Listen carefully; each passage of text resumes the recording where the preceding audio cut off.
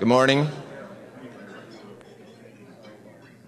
Bon matin tout le monde. Je suis Graham Carr, président sortant de la Fédération canadienne des sciences humaines et il me fait très grand plaisir de vous souhaiter la bienvenue ce matin à ce causerie Voix grande.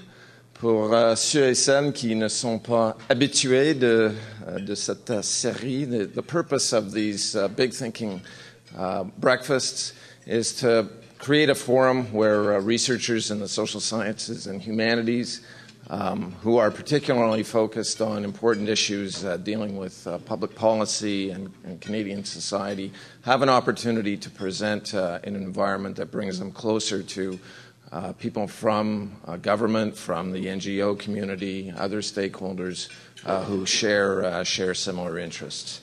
And we're very fortunate this morning to have Ron Deibert as our speaker. And to introduce Ron, I want to welcome Colin McKay, the head of Public Policy and Government Relations for Google Canada, to introduce the speaker. And the Federation is extremely pleased to be partnering with Google in this event. Colin?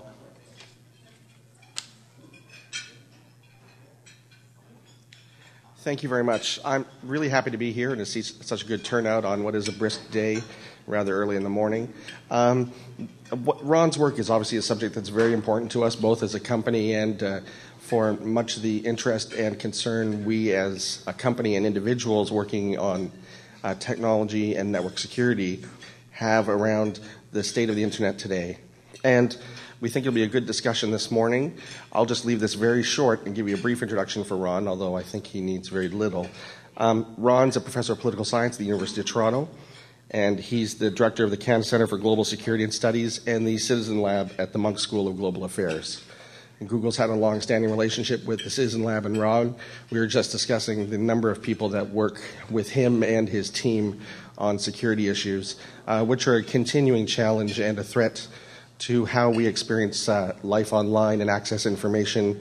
And it's an evolving relationship, as you can understand, with how we work with our very own governments as well as international governments. And with that, I'll introduce Ron Deibert.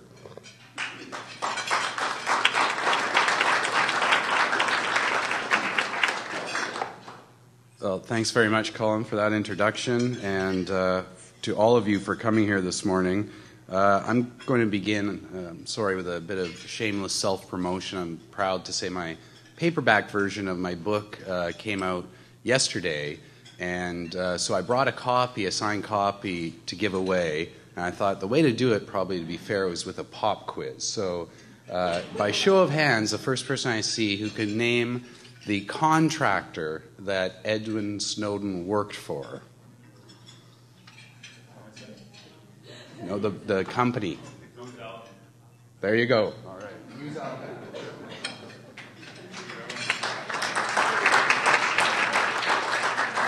So the book is meant to be a kind of broad, sweeping overview of the big forces shaping cyberspace, and the hardcover version of it actually came out on the day that Edward Snowden fled to Hawaii. And you know, when you're an author, especially of a nonfiction book, your greatest fear is that you'll write something and then some new fact will emerge that will prove the central thesis wrong. And in my case, it was if the heavens opened up and a chorus emerged and it was like, oh, yes, everything that you said in there is not only right, it's confirmed every week in the newspapers.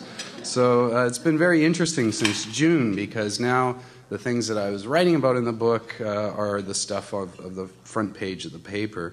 Much of the book draws from the experiences of the Citizen Lab, which I found in 2001. For those of you who don't know the Citizen Lab, it really is an unusual place in terms of a research center. We apply a mixed methods approach, we call it. It's an interdisciplinary research center. So we really do bring together the geeks and the wonks, people call it. I don't really like that language, but other people refer to it that way. So we have technical interrogation, field research, and social and political analysis going on, all in the same center.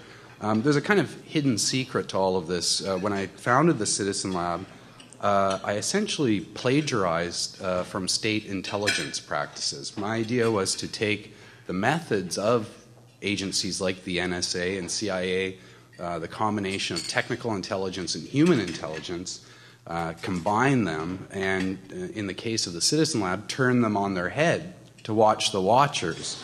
And you know, in the early days, I used to use that language, and then I realized it was actually very bad, especially because people were taking it seriously. And of course, some of the research that we do takes place in some very risky environments, especially for our field researchers. I'm thinking in particular of a person in Pakistan, for example, to have that language used to describe what he does, especially, you know, undertaking technical tests for the Citizen Lab on internet censorship or surveillance in Pakistan, could quite seriously be seen as a form of espionage. So I don't use that language anymore. Well, I guess I just did. Sorry about that. And you know, I think it's an exciting place to work. It's kind of like X-Files meets academia, is the way I describe it. We've been a kind of way I think about it is like a digital early warning system, and we've seen trouble brewing on the horizon around internet, cyberspace, whatever you want to call it, for the last decade. I have lots of projects. I'm happy to talk about the details of those projects in the question and answer session. So the outline of the presentation today, I'm not going to talk in detail about the Snowden revelations themselves. Instead, I'd like to talk about their impact and consequences. And I think the story there is that the short-term consequences, in any event, are going to be very bad. And in this respect, I think we need to situate the revelations in the context of several historical changes, historical forces that have been shaping global politics and communications that were happening prior to the Snowden revelations. So I'm going to start by just outlining what I see as three big forces that were going on already. And then I'll look at what I consider to be the impact of the Snowden revelations, which, as I said, I consider to be mostly negative overall, without passing any judgment on the content of them themselves, purely in terms of the consequences. I'll try to say a few words about where the Canadian government fits in all of this, since I'm here today in Parliament. And then I'll talk about what I think we should do about these consequences. So first of all, let me see here. I've got a little outline. The first big social force I think we can't avoid is talking about, you know, most people call it the social media revolution.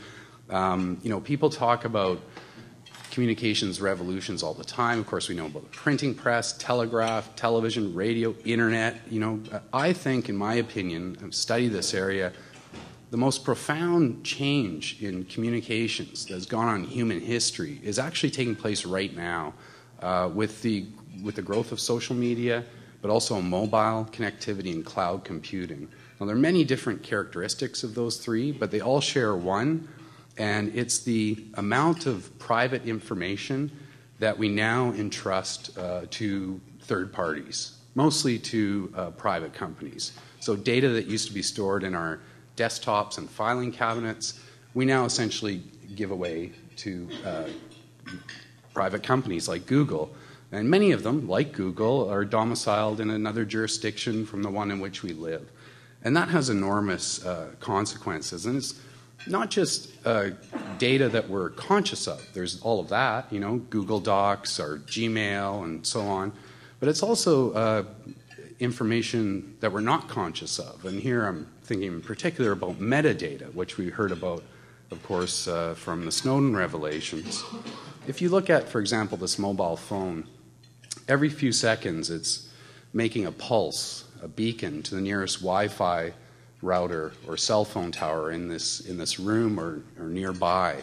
And in that beacon is contained the make and model of the phone, the fact that it's my phone, my name is attached to it, also the operating system, and of course the geolocation, where I am in space and time. And the fact that we're all here in this room together means that metadata can place us together right now in the same room. Apple just announced that their iTunes store had passed the 50 billion app threshold. So if you think about, there's a mobile phone, the metadata contained just on the mobile phone, but most of us have like several dozen apps in the mobile phone as well. Each of those apps, of course, extracts data themselves to a private company usually, And again, there, routinely, they can give themselves permission to access your SMS messages, your contact, some of them your video, your images that are stored on your phone, and so on. So we've essentially turned our digital lives, our lives inside out. And to me, this is a profound change that we really haven't stepped back from and thought about in terms of social consequences. The second big force that's been going on is the growing role of states excuse me, in internet governance and cyberspace. So if you look over time, in the early days, the internet was really run by engineers, mostly engineers based in university. They shared a common culture.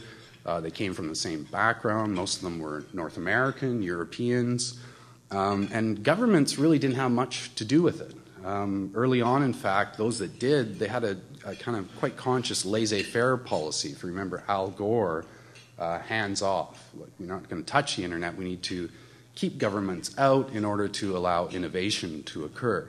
Now, over time, of course, that became unrealistic. And in hindsight, we should have expected that as the technology became more and more embedded in just about everything we do, hospitals, critical infrastructure, cars, glasses, everything, security issues have become, of course, more and more important, which naturally leads to more concern with law enforcement, national security issues, and, of course, growing concerns around government involvement. So we've seen evidence of this in a variety of ways. In my own research at the Citizen Lab, we've tracked over the decade a growing number of countries that routinely censor access to content online. That's one characteristic of what I'm talking about. So in the early 2000s, you'd have like a handful of countries, China, Saudi Arabia, and so on. Now there are probably more than 50 that do this. Not all of them are authoritarian regimes. Many liberal democratic countries do this. You also see a growing number of regulations, government regulations related to the internet. Some of them have to do with just purely coordinating, but a lot of it is downloading the policing of the internet to the private sector. Of course, Google is the best window on this. They're one of the companies that's been at the forefront of being transparent about the number of government requests that they receive. And if you look at the data they provide, you can see the growing number of requests coming from governments around the world, including at the top of the pile would be the United States, for requests to use their data or to take down content. And so we've had a kind of gradual trend here where governments are getting more and more involved. There is a parallel or an underlying current to that that's very serious around national security. So if you look historically again, in the Cold War, the intelligence agencies that we all know about now, the NSAs and CSECs and so on, they were primarily engaged in a kind of spy versus spy game.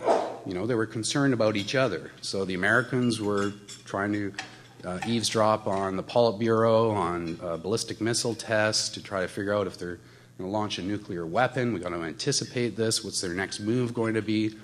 But after the Cold War, that really changed. And it was primarily a function of the threat environment changing. So you had national security threats essentially dispersing to all of society. And of course, this was really punctuated by 9/11, where it was illustrated most vividly. And if you remember the narrative after that event, the failure to anticipate what happened there was seen as a failure to connect the dots, right? And so among intelligence agencies, especially in the United States, it was a huge watershed.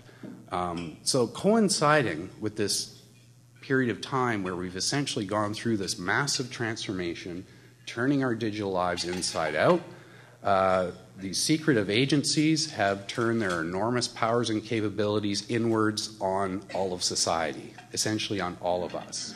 Because the threat model now is not necessarily some foreign government over there that's amassing its troops, that's going to invade us. It's someone in this room who's going to blow themselves up. And that means that the gaze is focused on all of us. It's a very important change that I think can't be underestimated. Now, together, these two have, many things about them are interesting, the combination of them. But one that I like to point out is the kind of political economy dynamic of these two forces.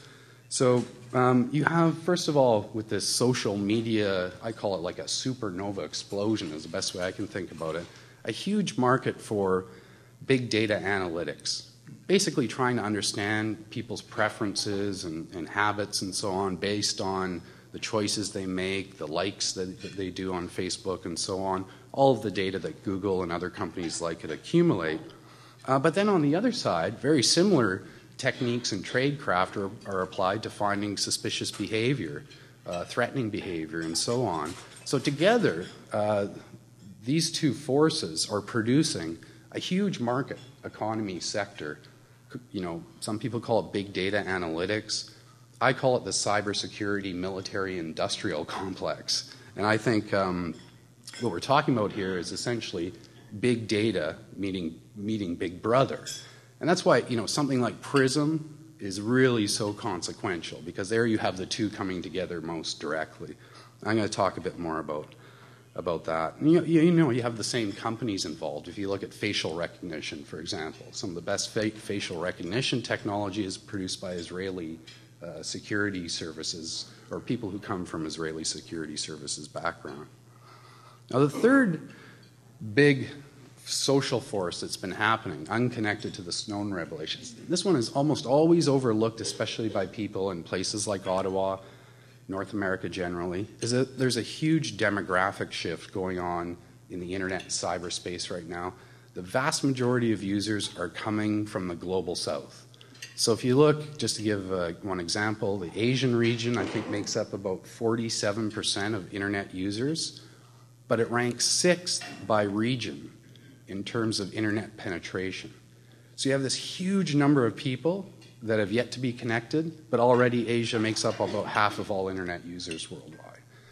And growth there is happening extraordinarily fast. In Africa, it's something like 2,000% a year. I was just in Indonesia for the Internet Governance Forum. Jakarta is said to be the most active Twitter city in the world. They have the 4th largest country in terms of Facebook users. And I think it's a representative country. It's a majority Muslim country. In terms of what I'm talking about, this growth is happening in the context of failed, fragile states in some cases, authoritarian, autocratic regimes, places where democracy is still not yet taken root. So this shift is extraordinarily important for many reasons, but I think most consequentially in terms of how it's going to impact us. So we have to think in terms about what we do in relation to how it will be received or how it will legitimize or not what's going on in the global south. So I want to move now to the Snowden revelations. So we have, the Snowden revelations coming out in June. As I said, every week there's a new revelation coming out. What will be the impact of this? Now, I hear some people say, well, this is going to be a good thing because it's prompting all sorts of investigative journalism into areas that we knew little about before. It's shedding light on agencies that are secretive, that need to be made more accountable. And I do think in the future, whatever you think of Snowden, some people think he's a traitor, some people think he's a hero. I do believe 50 years from now, he will be remembered as the person that spawned this debate, and he will be associated forever with, an important conversation that we need to have. But in the short term, I think there are going to be some very negative consequences for internet openness and freedom worldwide because of the reaction to the Snowden revelations. And again, most of these have to do with processes that were already underway. So the first of them I would just characterize as nationalization of the internet, or balkanization. So again, there's a process already underway. As I said, many countries before the Snowden revelations, based on our research, has shown that they were already starting to erect borders in cyberspace, subject companies to nationalized controls. But of course, along comes the Snowden revelation, and this has really accelerated that argument.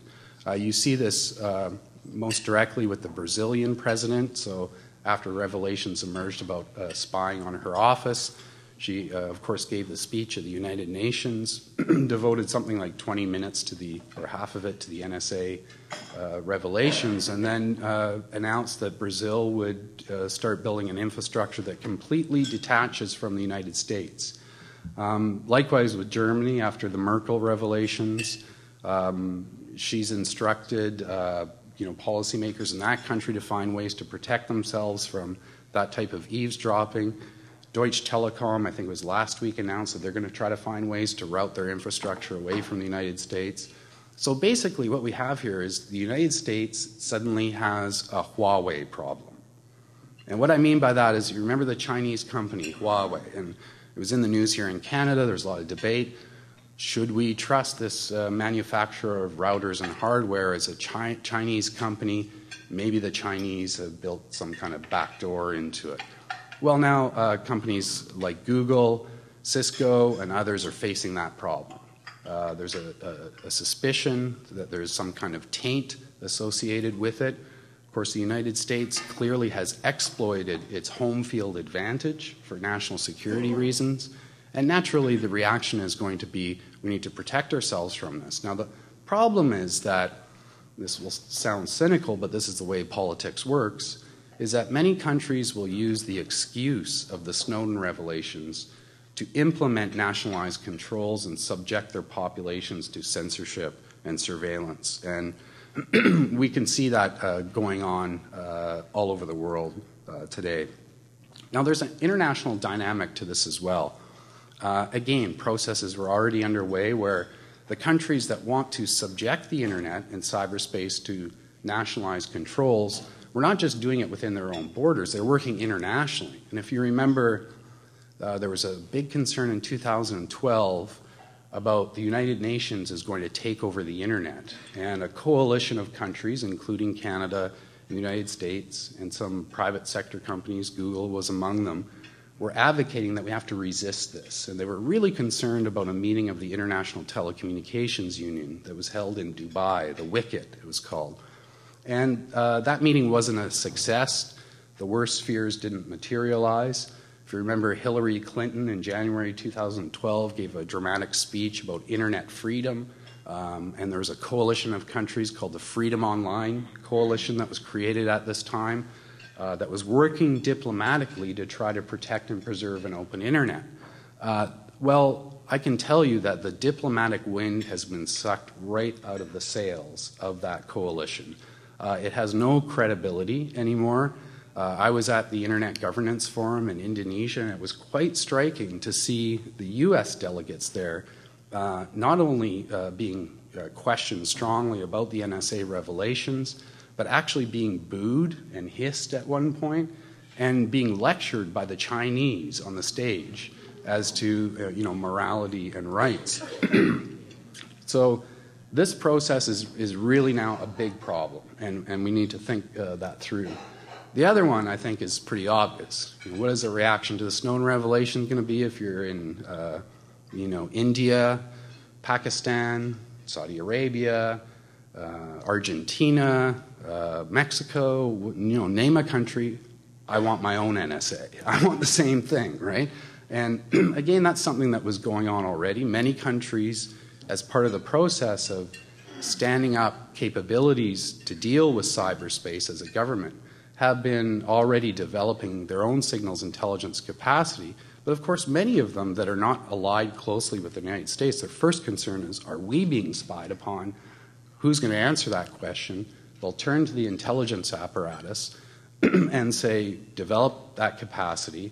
And again there, we'll see those resources and capabilities being directed mostly at their own populations and human rights groups. And this is, at the Citizen Lab, we see the sharp edge of the stick of this all the time. And ultimately, many of them will come back to haunt us because some of these countries are our adversaries, and they'll use those capabilities to engage in espionage against us, and maybe even worse, to target our own critical infrastructure. The last one, I think, is even worse, I'm sorry to say. Now, when you add up all that I've just talked about, I think probably everyone in this room will say, well, that's a bit of a horror show. But for many people, they look at this as a big market opportunity, right? There is an enormous market that has emerged, I talked about at the beginning, for products and services relating to internet censorship, surveillance, even computer network attack exploitation. And the Citizen Lab has tracked this market. I can tell you a story. In, I guess it was last year now, we heard from a Bloomberg reporter about a dissident in the United Arab Emirates who he was arrested and tortured, and during interrogations he was presented with transcripts of his own encrypted conversations. So when he got out of, and this was, incriminating evidence. Look, you're trying to overthrow the government. Why are you talking to these people, and so on. So when he got out, he went to the reporter, and the reporter contacted us. He gave us the laptop, and the lab's technical forensics people analyzed this. Turned out that his laptop had been targeted and compromised with a very advanced piece of commercial spyware called FinSpy that the United Arab Emirates Secret Services had purchased and used to target their own populations. Well, it turns out that this product, FinSpy, is developed by a British company, Gamma Group.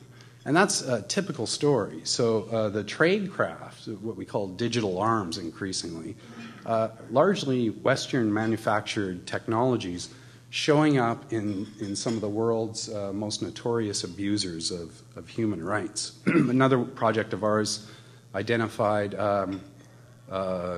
network monitoring products sold by Blue Coat, which is a Sunnyvale, California company, that can be used for very legitimate purposes of network monitoring, but in certain contexts could also be used to identify particular types of communications associated with, like, pro-democracy groups. We found that the product was being used in Iran, Syria. Several reports of ours have found it in Syria, Sudan, and Yemen. So this market will explode to service both of these trends, and there really is no clear way how we can go about controlling this market. So where does the Canadian government stand in all of this? Well, take a drink of water before I say this here. We're out to lunch. And I mean no disrespect to the people in the room here who work for our Foreign Affairs Department. They're very capable people. I think there's a problem, however, of a lack of political will in this area. So although it's been said that we're developing a foreign policy for cyberspace, none is materialized. We're largely not engaged in this area. There really is no political leadership around rights. Technically, we're part of the Freedom Online Coalition, but if you go and attend the international meetings where these issues are being discussed, the important international internet governance meetings, the Canadian government is really not a strong presence there. So we're simply not engaged. And I think, if you look at overall our policy, and I'm being kind of facetious here, it's heavy on the spooks, right? When it comes to cyberspace, internet issues, most of our attention is directed towards the security side of the equation. A lot of the resources go to public safety. Our intelligence agencies, of course, have a lot of resources. CSEC, as you probably have heard, is building this enormous new headquarters, billion-dollar headquarters, which I've seen. I was at CSIS last year, and I looked over and I thought, is that a new airport being built there? And they said, no, that's CSEC's headquarters. So, we're heavy on the spooks, I would say. And so at worst, we're contributing to this problem, right? At best, there's a kind of vacuum here. Now, when you have a vacuum, when you have an absence of leadership, when you have no engagement, and you have a focus on the kind of hardcore security side, what happens? Well, I can tell you the type of thing that I think we'll see more of. And again, this comes from our research. I mentioned my friend in Pakistan who's worked with us for many years. In Pakistan, the government put out a tender for a company to bid on their national internet censorship system. As you know, Pakistan is one of the world's worst censors of the internet. YouTube as a whole is blocked in Pakistan. So they put out this bid, and many human rights groups and advocacy groups contacted the companies that provide that type of censorship service and said, will you sign a pledge? You know, don't bid on this contract in Pakistan. Many signed on to it. So we thought, well, we better check and see who's doing this. And we have a very ingenious combination of methods, technical interrogation, remote testing. We did field research. We have ways of developing a signature search that we do a wide area internet scan for the signature logins of certain types of products. It's really clever. If you're interested in that, take a look at the report I'm talking about. Well, it turns out, guess what company is essentially running the Great Firewall of Pakistan? It's a Canadian company, NetSweeper, based in Guelph, Ontario. What else happens in a vacuum? Well, Russia, as you know, has for many years an extensive surveillance system called SORM. I referred to it as PRISM on steroids. One of the companies that provides the deep packet inspection at the heart of the SORM system is a Canadian company, Sandvine. So I think in the absence of anything to the contrary, and certainly no moral leadership, this is how we will be known internationally, and it's how we're starting to be known. So let me just conclude here with what to do. I think there are some obvious things, in my opinion, that need to happen here. First of all, I need to say that none of these that I'm going to lay out here, I believe, are doable in the short term. This is a long-term project. I think I'm pretty pessimistic about all of this. But if we're going to start, we have to start somewhere, and I think we have to start at home.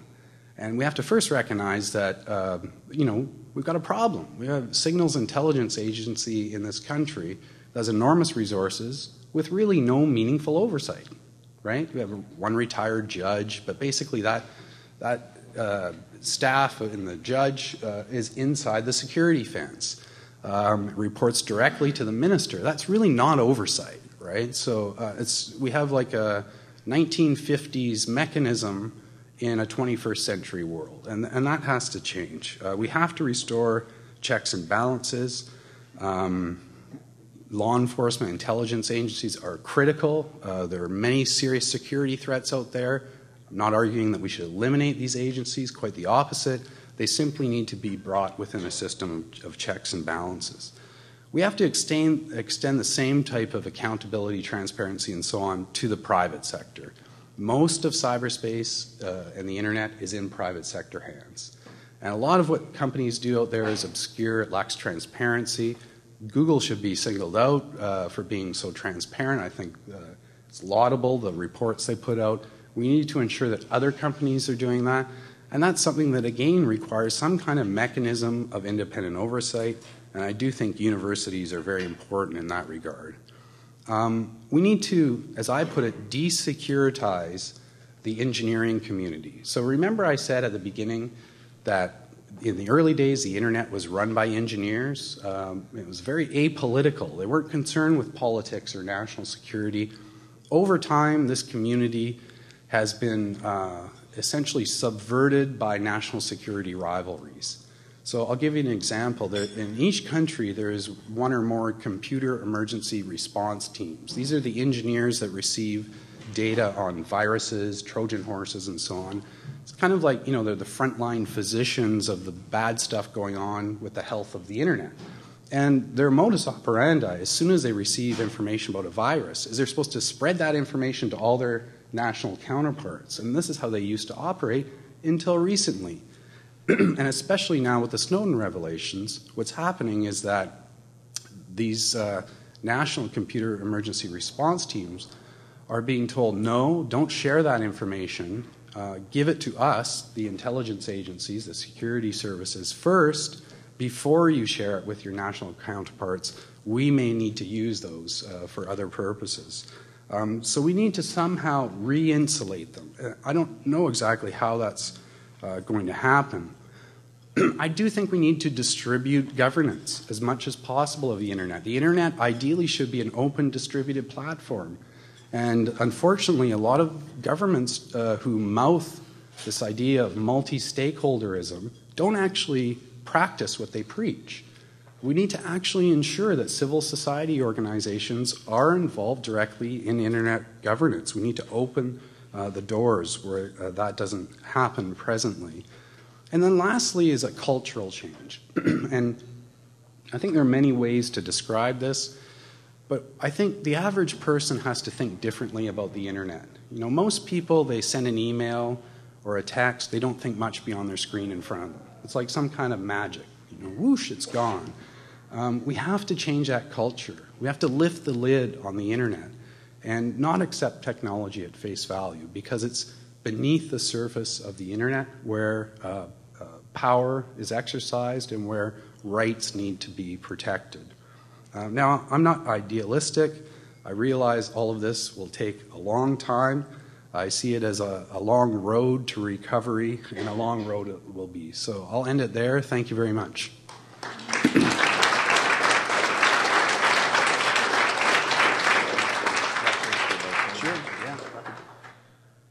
Well, thanks very much, Ron. That was a great talk and a pretty sobering one as well. So we have about 15 or 20 minutes for questions. Si vous voulez poser des questions en français ou en anglais, c'est à vous de décider. Juste veuillez utiliser les micros au centre de la salle, and please identify yourself. So I hope in this environment people aren't now too chilled to ask questions. And I can count on Greg Keeley to be the first. Up to the mic, Greg.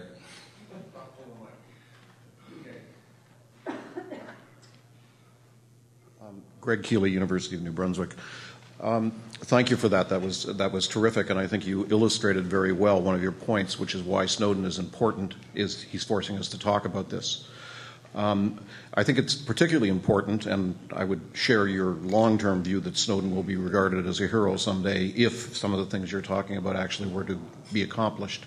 I think the reason why it's important is that basically all the gains that have been made in policing the security state that were made mainly in the 70s and into the 80s, and in the Canadian context, the creation of CSIS, the much better legislative framework that CSIS was forced to operate under, all of that has been eroded since 9/11, and it's been eroded internationally. So every one of the Western Alliance countries has seen the gains that have been made from the 60s through the 70s and 80s just disappear. And the Canadian example, I think, is certainly one of the poorer ones, and the current government has been dismantling all of the, moving in the exact opposite direction of the one that you're suggesting. Could you comment a little bit? Snowden promises that we're going to hear a lot more about Canada, or rather Greenwald promises that we're going to hear a lot more about Canada. Would you talk a little bit about CSEC, and especially about our role in the Five Eyes historically, and the way Canada has benefited from that relationship with the United States? Sure. So as far as I understand, you know, it's funny. I've been drawn into this debate besides myself, I would say, because most of my focus and the Citizen Lab's research focus is on primarily the Global South, and of course you get drawn into debates about domestic issues.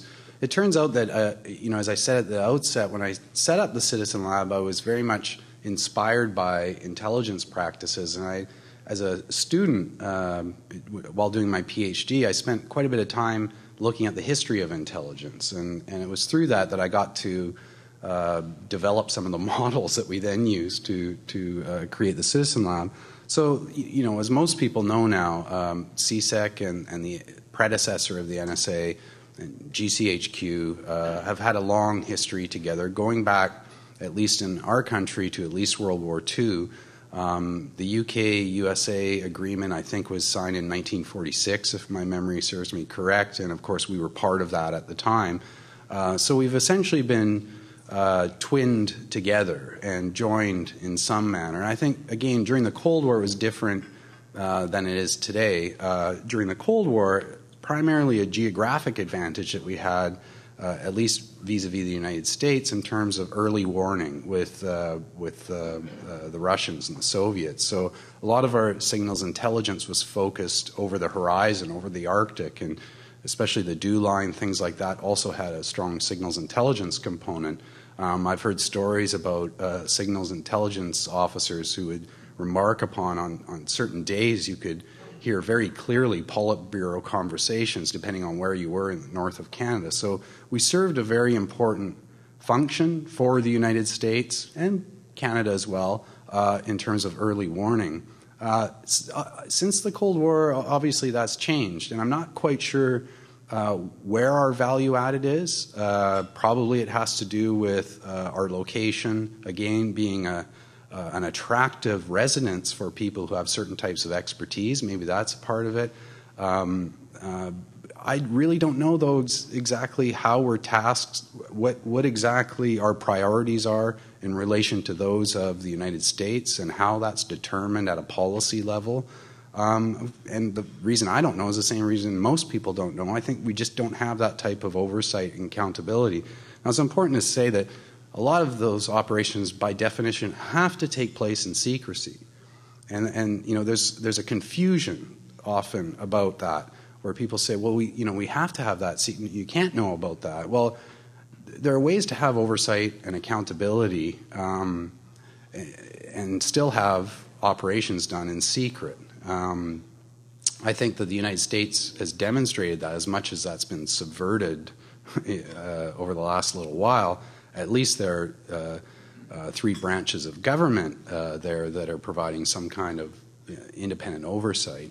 Here the same can't be said. So I just don't know a lot about what's going on other than the broad contours. And I'd say the same most people.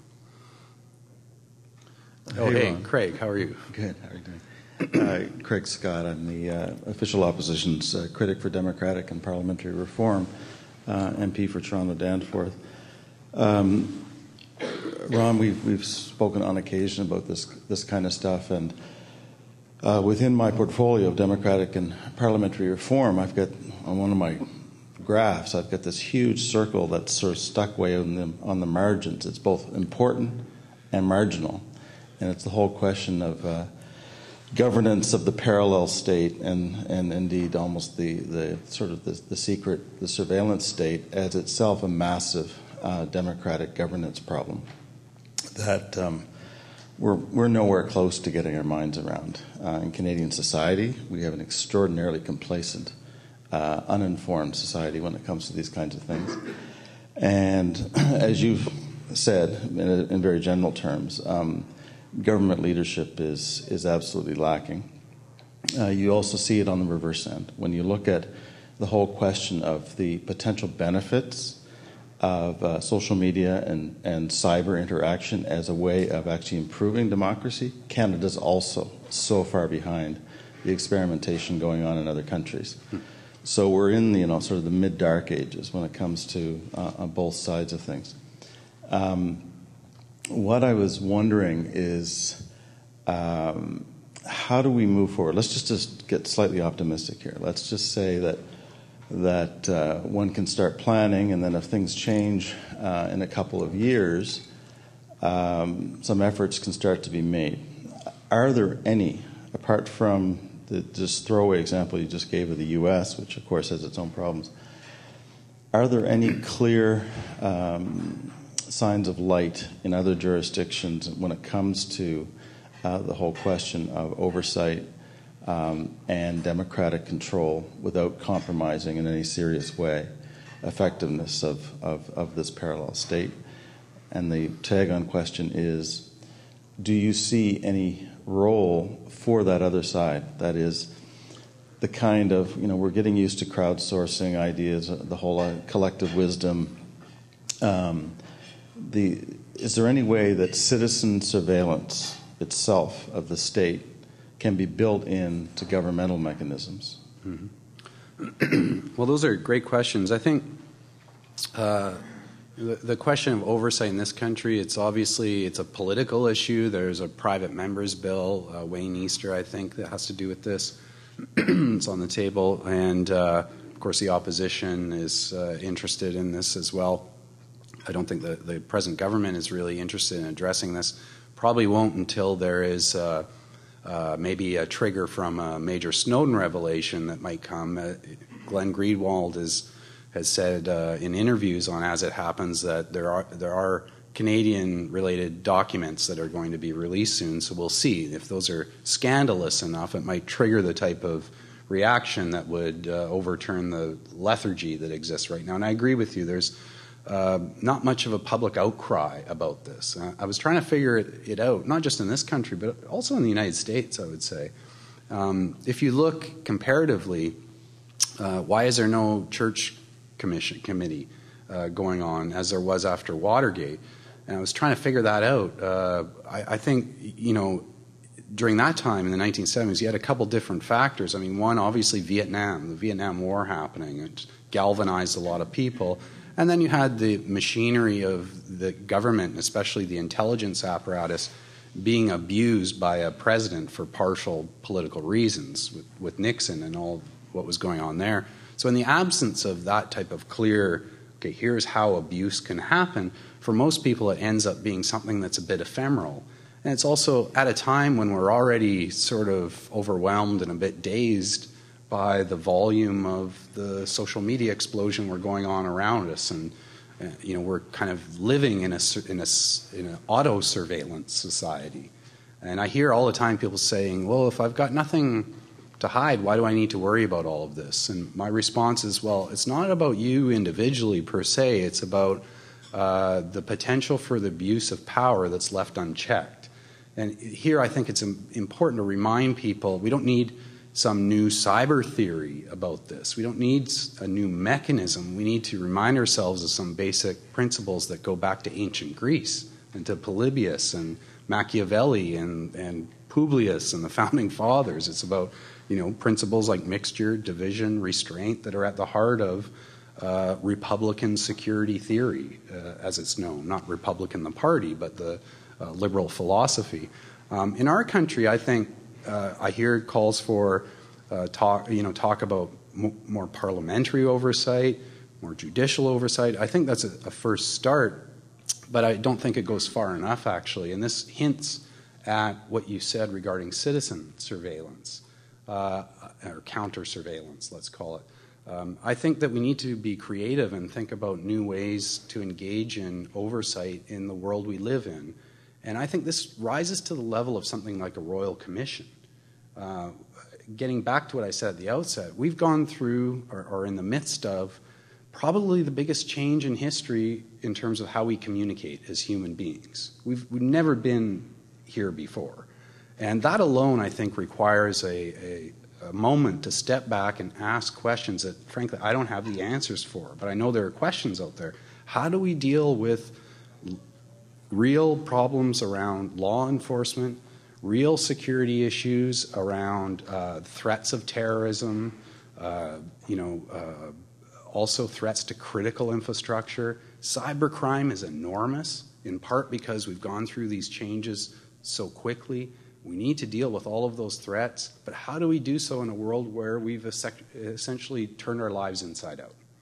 That, to me, is something that requires a conversation that goes well beyond just one agency, CSEC. It requires a whole of government and a whole of society conversation, which is why I think we need a royal commission at this point. I hope that answered some of your question. When it comes to the type of oversight, I do think we need to have civilians involved. Independent advocates of some sort involved in oversight of CSEC.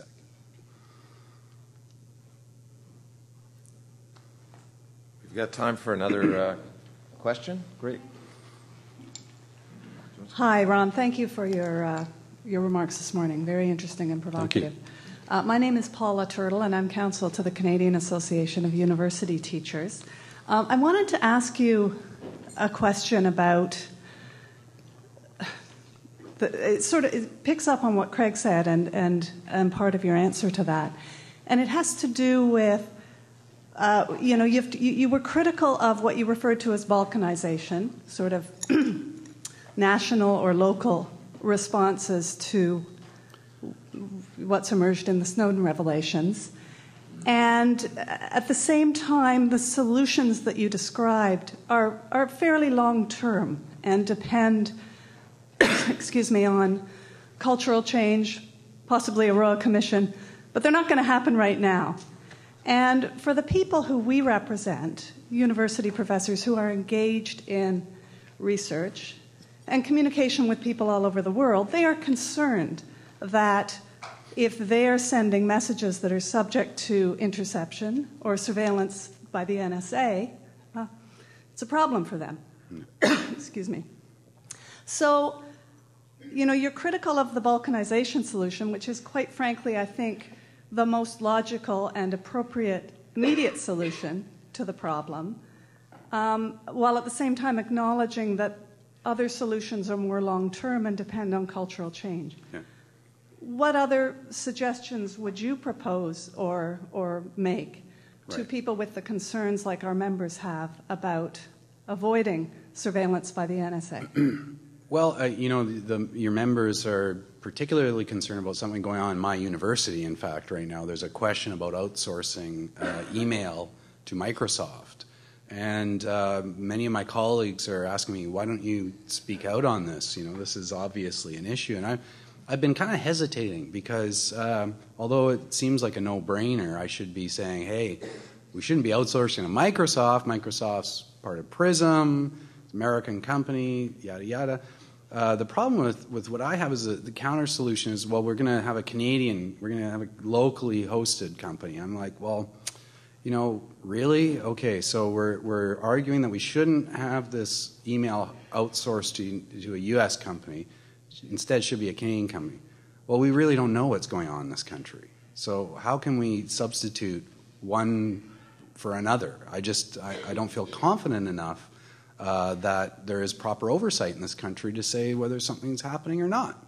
So to me, the answer to this particular issue is around educating faculty members on properly securing their communications rather than relying on securing email as a whole, which everyone knows, engineers themselves say all the time, is not secure. There were platforms that were shut down after Snowden, LavaBit and others, and they came out and said, look, we can't run this service because email is insecure by definition when it comes to hosting of data. I think that we shouldn't put forward national solutions to this problem. It's my starting point. I look at this, and again, this is a long-term issue. I begin from the starting point of we live in an increasingly finite political space on the planet with many shared problems, and if you look over the span of, say, centuries, right? It's clear that there's a trajectory going on here, and we face many challenges on that planetary level. If we're ever going to solve them, we need a communication system on a global level through which citizens can communicate freely. That should be our object of security, in my mind, ensuring that there is a seamless global network.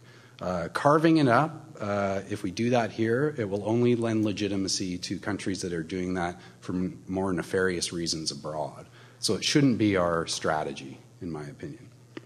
Okay. If I could just respond quickly, and agree absolutely that one of the problems in Canada is that we don't know exactly what's going on here, but at least as Canadians in Canada and residents of Canada, in many cases we have more rights by way of statute or constitutional law than we have as Canadians who might be sending internet content around the world through American-based servers. So, sure, yeah, but we also have a big gaping hole around the elephant in the room, which is our signals intelligence agency that has $400 million annual budget and is partnered at the hip with the world's largest superpower signals intelligence agency, and no real clear oversight as to what they're doing. In light of the fact that we know that the NSA has been systematically collecting domestic communications on Americans, we have to assume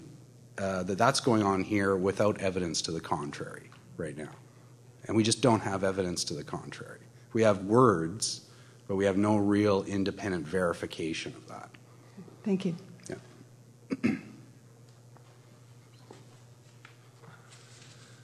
Well, thanks very much, Ron. And before I ask all of you to join me in thanking Ron for his talk today, I want to thank all of you for making the time to come out to this conversation. And if you know of people who you think might be interested in this talk, it will be available by video on the Federation website, and the address is on the notice that's sitting in front of you on the table. Also on that notice is just a reminder about our next speaker, Céline Louboudet, fantastic researcher from McGill University, who is going to be speaking here on the 10th of December about Canada's changing families, explaining similarities between common law and marriage unions, and policy implications that result. And if you're not familiar with Céline's work, she is one of the leading social scientists and demographers in Canada par excellence. But let me take now this moment to thank Ron for what was really a fantastic, I think a perfect illustration of exactly what this series is about. A wonderful synthesis and distillation of critical issues that are taking place in the world in the space of 15 or 20 minutes, an incredible condensation of major paradigmatic shifts that are happening in the world that we live in. I think you made us all a little uncomfortable for reminding us how inside out our lives are turned, and how the confusion between public and private pretty much doesn't exist anymore, or only the confusion exists.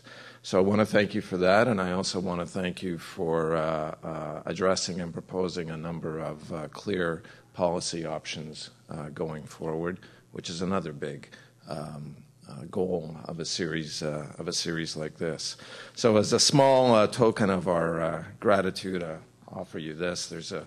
You'll notice there's a tiny chip in the lower right-hand corner, but anyway, I'm sure you'll know how to deal with that. And I also want to thank Colin McKay and Google for helping sponsor this event. Again, it's a very important partnership, and congratulations to Google on the transparency that they're showing and the leadership they're showing in this area. But now, please join me in thanking Ron for a tremendous talk.